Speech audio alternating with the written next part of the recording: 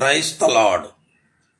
கிறிஸ்துவுக்குள் எனக்கு மிகவும் பிரியமானவர்களே, ஆண்டவராகிய இயேசு கிறிஸ்துவின் நாமத்தினாலே உங்களுக்கு மிகுந்த சமாதானம் உண்டாவதாக என்று நான் உங்களை வாழ்த்துகிறேன்.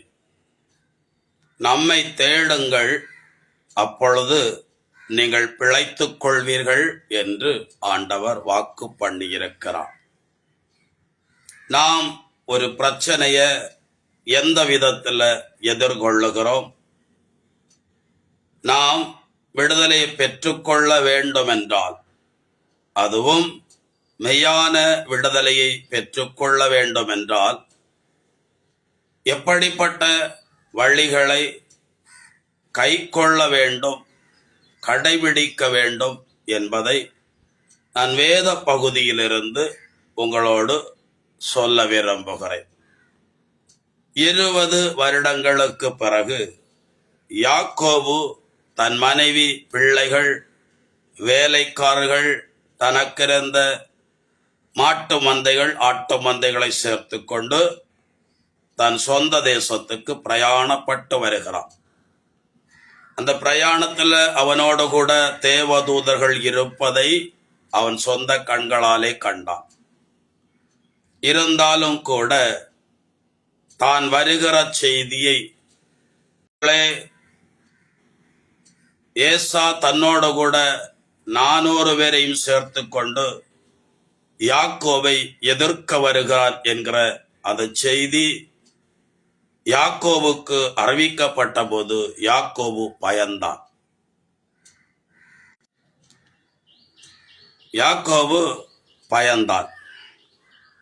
ஆகவே யாக்கோபு ஒரு காரியத்தை செய்தான்.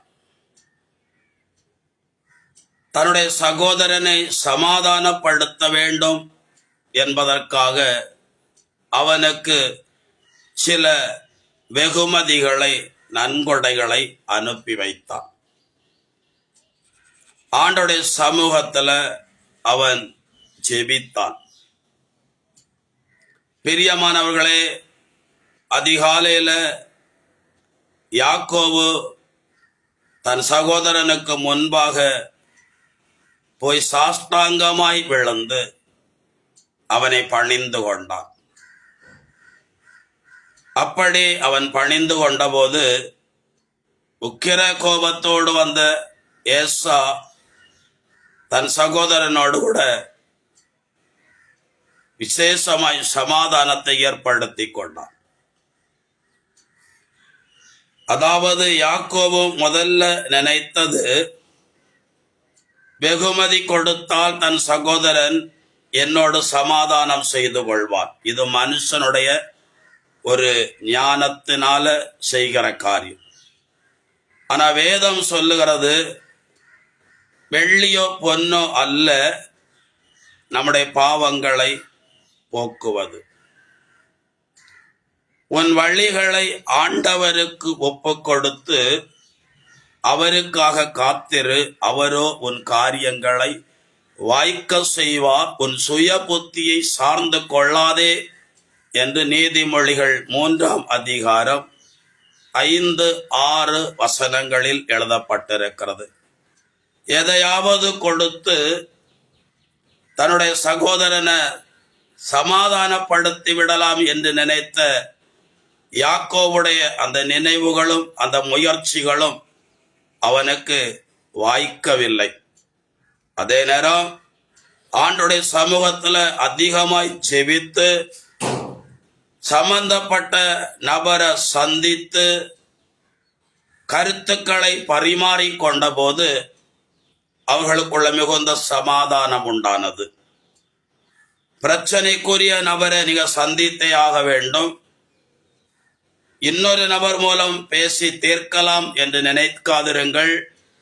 அல்லது எதையாவது கொடுத்து அல்லது கைக்கூலி கொடுத்து ஒரு காரியத்தை சாதித்து விடலாம் என்று ஒரு காலம் நினைக்காதிருங்கள்.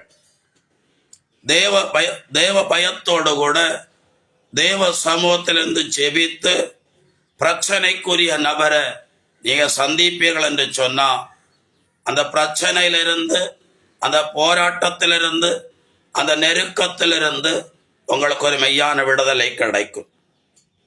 ஒரு முறை ஒரு சகோதரருக்கு வேண்டி ஜெபிக்க ஒருவர் கேட்டுக்கொண்டார். 2 முறை அவ ஒரு காரியத்துக்காக கடினமாய் முயற்சி செய்திருக்கிறார், பயிற்சி எடுத்திருக்கிறார். ஆனாலும் அவருக்கு வெற்றி கிடைக்கவில்லை. 3வது முறை திரும்ப அதே பயிற்சிகளை எடுத்துக்கொண்டு அந்த முக்கியமான காரியத்திற்காக கடந்து போகும்போது அவருடைய மனைவி சொல்லியிருக்கிறார்கள், 2 முறை நீங்க முயற்சித்து தோல்வியை சந்தித்திருக்கிறீர்கள். இந்த முறை ஜபத்தோடு கூட கடந்து செல்லுங்கள், சகோதரரிடத்துல ஜெபியுங்கள், ஜெபித்து கடந்து போங்க அப்படின்னு சொல்லியிருக்கிறார்.